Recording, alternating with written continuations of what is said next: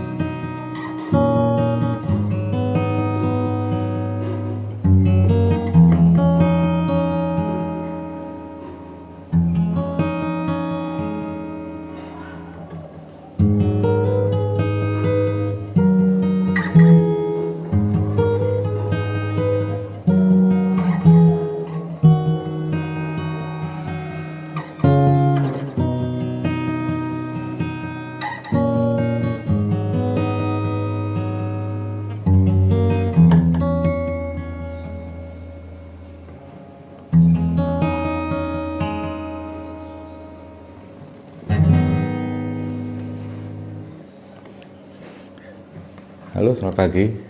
Jumpa lagi dengan saya, Cak Paijo. Shalom, salam sejahtera, salam damai selalu, dan salam kasih dalam Tuhan Yesus Kristus. Oke, kita akan lanjut pembahasan kita yang kedua mengenai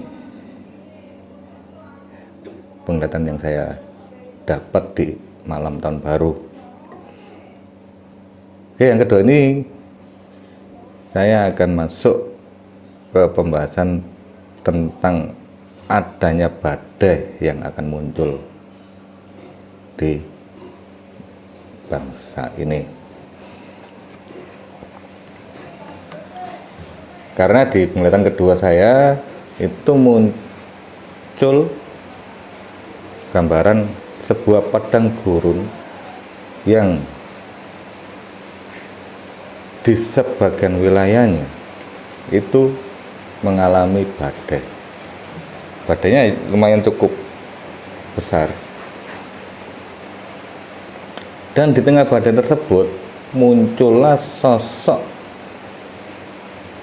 para penunggang kuda, yang mana para penunggang kuda ini memakai pakaian yang bisa dikatakan pakaian perang zaman dulu. Jadi kalau kalian lihat film kerajaan bangsa dulu, terutama bangsa Romawi atau Yunani, kalian akan melihat seperti itu, lengkap menggunakan helm perang. Di sana para penunggang kuda ini diikuti oleh beberapa orang yang berjalan kaki di samping kirinya dan juga di belakang. Dan salah satu dari mereka itu memperlihatkan kepada saya buah ceri yang memiliki warna putih bersih, nggak ada bercak warna hitam sekali, mulai dari tangkai sampai buahnya itu warnanya putih bersih. Tapi di sini ada satu pertanyaan dalam hati saya, kenapa buah ceri tersebut warnanya putih? Seharusnya buah ceri kan warnanya merah, tapi ini kenapa kok putih? Bahkan sampai tangkai-tangkainya itu warnanya putih. Ini yang jadi pertanyaan saya. Memang pada awalnya saya beranggapan bahwa sosok pasukan berkuda ini adalah sosok yang akan membantu bangsa kita keluar dari permasalahan. Seakan-akan seperti itu, bahwa segerombolan pasukan berkuda ini memberi harapan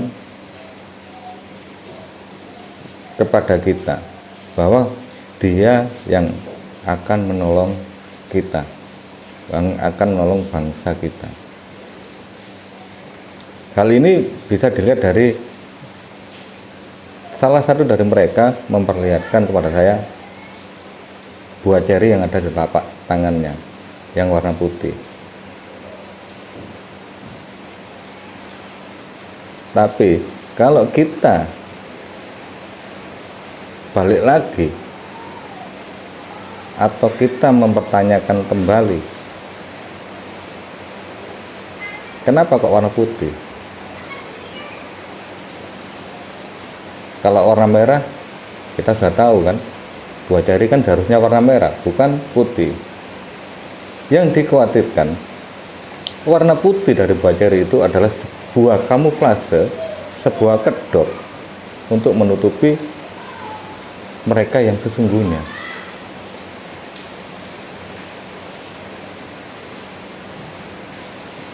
Kalau menurut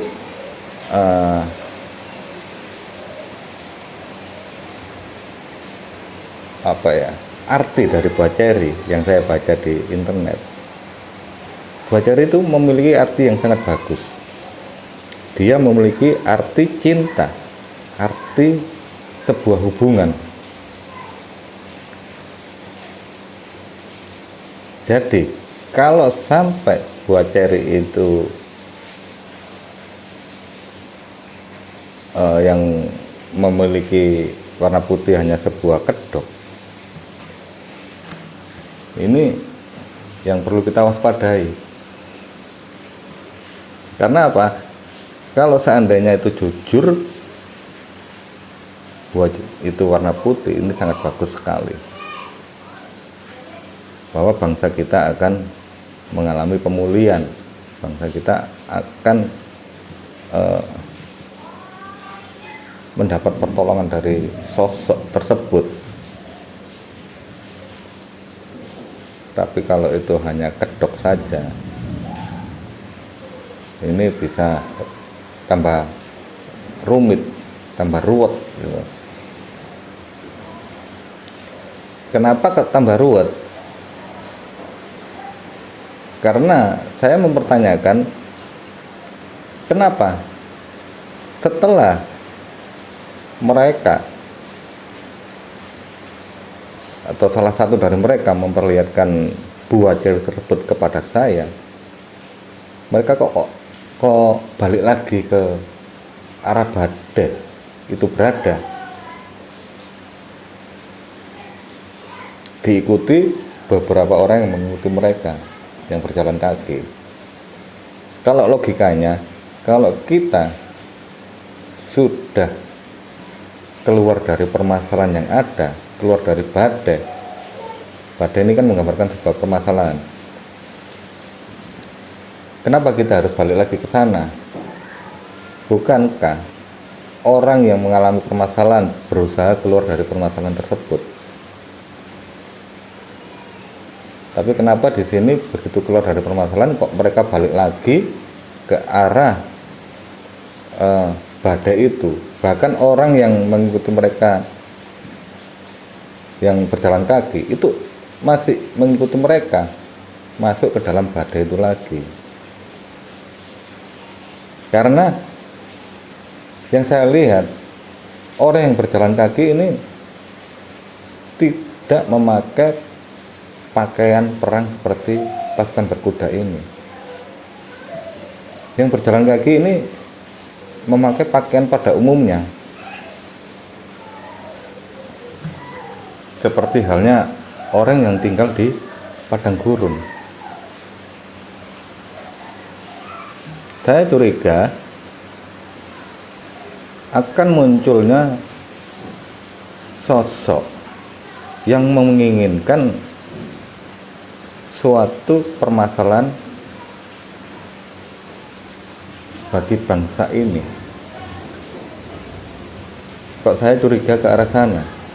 Bukan seperti yang saya katakan di video sebelumnya, bahwa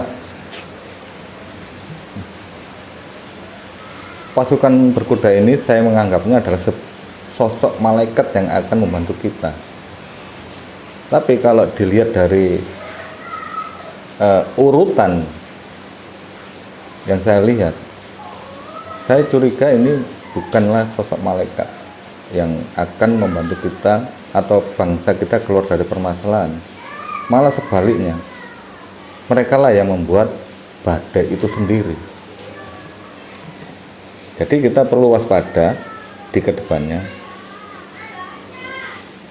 Kalau kita menjumpai hal-hal yang mengarah ke sesuatu hal yang menimbulkan permasalahan, kita harus waspada. Kalau perlu kita hindari. Jangan sampai kita ikut masuk ke dalamnya, jangan sampai kita kepancing masuk ke dalam lingkaran mereka.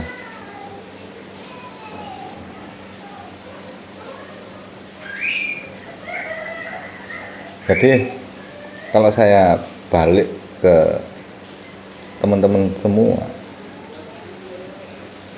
apakah teman-teman semua mau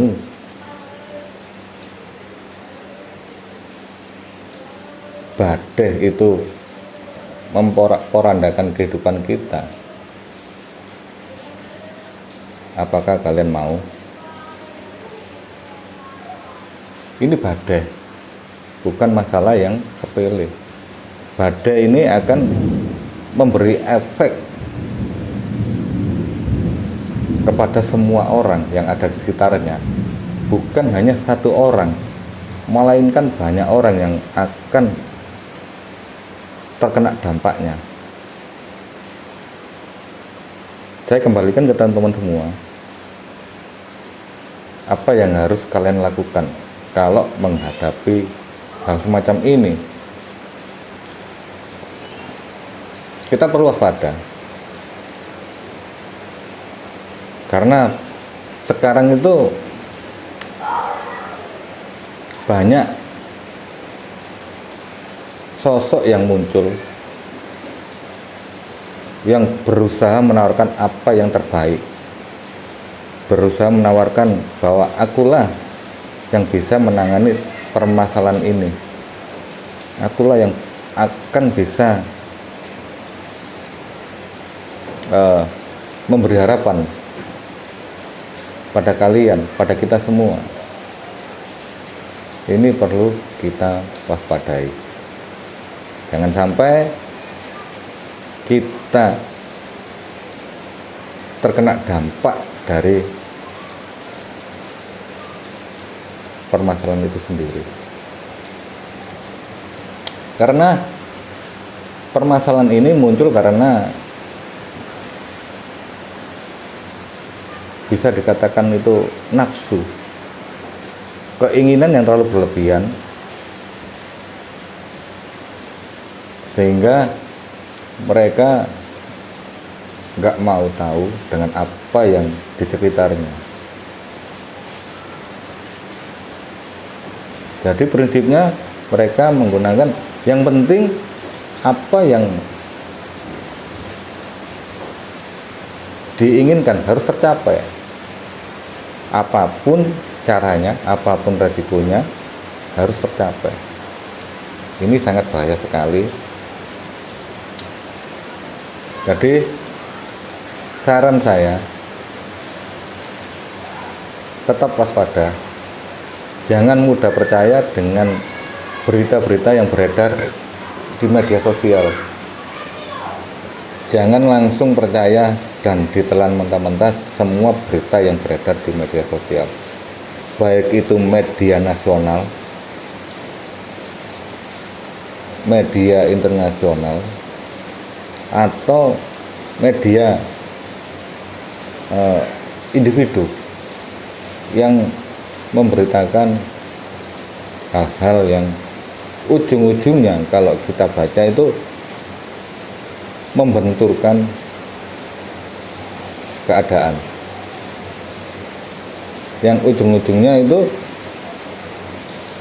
menginginkan adanya sebuah permasalahan, sebuah konflik yang ada di sini.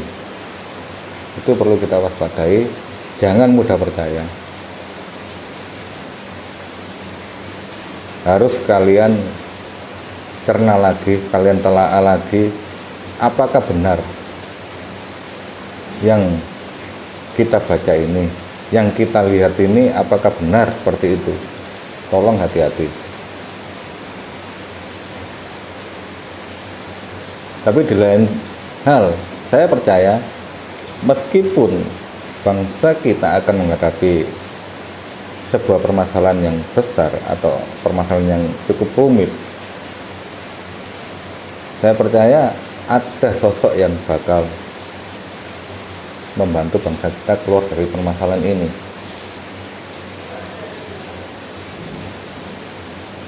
Saya percaya itu, karena saya secara pribadi yakin dan percaya bahwa Tuhan punya rencana bagi bangsa kita, punya rencana yang besar.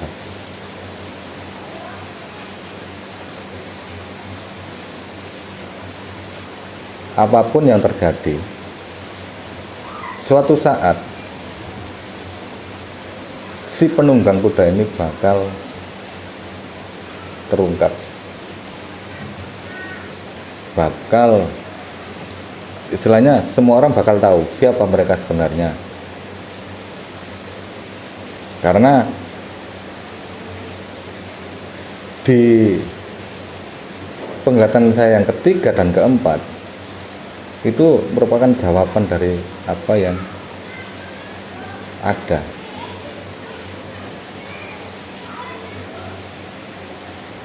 Kenapa kok sampai seperti ini? Jadi kalian tonton terus, kok terus. Jadi kalian tonton terus part berikutnya, part ketiga dan keempat, biar kalian tahu apa yang sebenarnya yang terjadi, endingnya nanti seperti apa. Kita bawa dalam doa mengenai apa yang bakal terjadi di bangsa ini. Kita bawa dalam doa, serahkan semua permasalahan ini pada tangan Tuhan. Kalau saya yang berdoa, maka permasalahan bangsa ini akan saya serahkan kembali kepada Tuhan Yesus. Biarlah kehendaknya yang jadi. Kalau teman-teman semua, saya nggak tahu, cuman saran saya bawa dalam doa. Apapun yang terjadi, biarlah kehendak Tuhan yang jadi.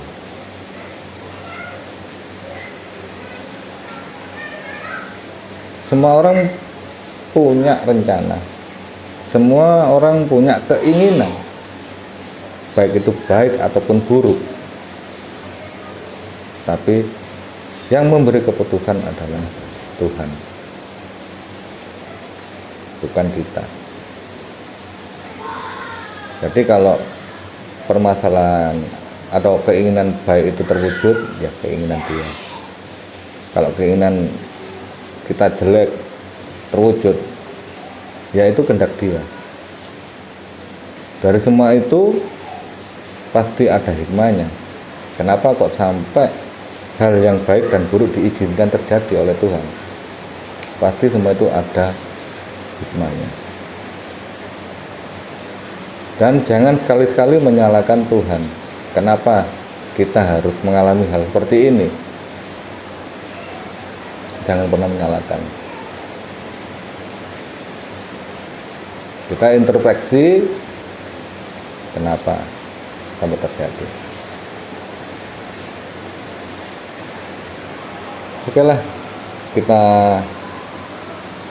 lanjut di part berikutnya. Jangan lupa ya, di part ketiga jangan sampai ketinggalan. Oke, shalom.